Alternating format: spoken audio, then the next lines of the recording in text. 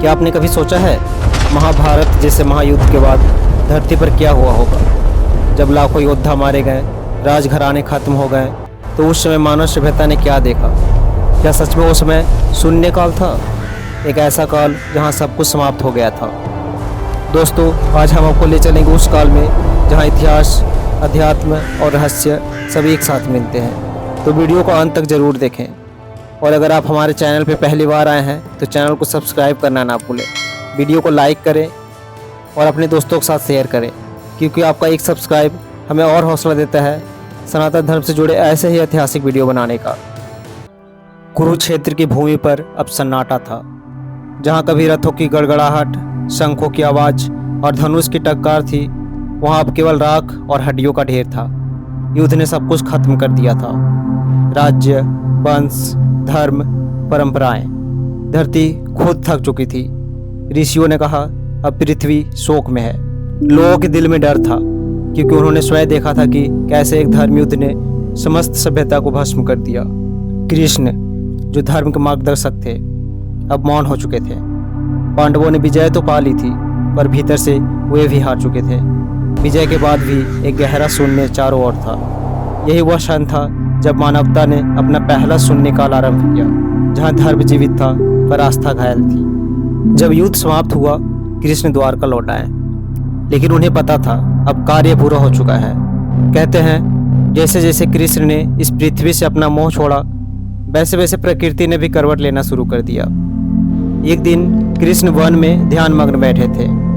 उसी समय एक शिकारी ने उन्हें हिरन समझकर बाण चला दिया। कृष्ण मुस्कुराए, क्योंकि यही नियति थी। जैसे उन्होंने देह त्यागी, धरती कांप उठी और सागर ने द्वारका को निकलना शुरू कर दिया। आज भी समुद्र की गहराई में वह स्वर्ण नगरी सोई हुई है। यह घटना केवल एक नगर का अंत नहीं थी, बल्कि द्वापर युग के समापन का संकेत थी। और इसके साथ ही शून्यकाल आरंभ हुआ। राज्य युधिष्ठिर का अधीन था, लेकिन उनका हृदय शांत नहीं था। एक दिन उन्होंने भाइयों से कहा, अब सब कुछ पा लिया है, अब त्यागने का समय है। फिर पांचों भाई और द्रौपदी हिमालय की ओर चल पड़े। वह यात्रा जिसे महाप्रस्थान कहा गया। एक एक कर सब गिरते गए, केवल युधिष्ठिर अंत तक चलते रहे। उनके साथ केवल एक कुत्ता था, जो स्वयं धर्मदेव का प्रतीक था। यह केवल एक यात्रा नहीं थी, बल्कि उस युग का विदाई गीत था, जब धर्म, नीति और साहस मानव सभ्यता से विदा ले रहे थे। महाभारत के बाद भारतवर्ष में कोई बड़ा राज्य नहीं रहा। राज्य छोटे छोटे जनपदों में बट गए। लोगों ने युद्ध से तंग आकर हथियार छोड़ दिए। वेदों का उच्चारण बंद हो गया। ऋषि अपने आश्रमों में लौट गए। राजनीति की जगह साधना ने ले ली। यह काल 300 वर्षों तक चला। एक ऐसा समय जब सभ्यता ने खुद को फिर से शुरू किया। इस दौरान न कोई बड़ा युद्ध हुआ, न कोई नया राज्य उठा। विद्वान कहते हैं यह पृथ्वी का मंथन पीरियड था, जहां मानव अपने ही कर्मों की राख से नया जीवन सीख रहा था। धीरे धीरे इस शून्य से नए विचार जन्म लेने लगे।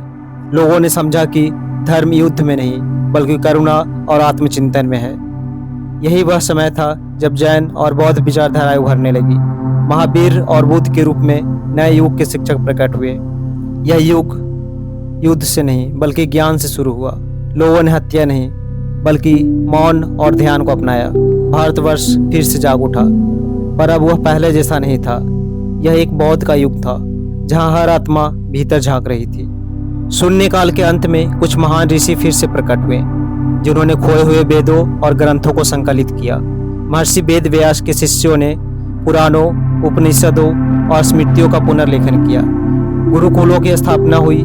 यज्ञ और तप फिर से शुरू हुए। लोगों ने समझा विज्ञान और धर्म विरोधी नहीं, बल्कि एक ही ऊर्जा के दो रूप हैं। भारतवर्ष फिर से शिक्षा और दर्शन का केंद्र बन गया। यही वह समय था जब वैदिक युग का पुनर्जन्म हुआ। धीरे धीरे नगर बसने लगे। कृषि फिर से शुरू हुई। कला, संगीत और व्यापार ने गति पकड़ी। यह वही भारत था जो राख से फिर जन्म ले रहा था। यह सभ्यता बार बार टूटती है, लेकिन हर बार और अधिक उज्जवल होकर उठती है। यही वजह है कि भारत को अमर सभ्यता कहा जाता है, क्योंकि यहाँ कभी कुछ खत्म नहीं होता। हर अंत के साथ एक नई शुरुआत होती है। शून्यकाल कोई अंधकार नहीं था, वह एक ठहराव था, जिसने मानवता को खुद से मिलवाया।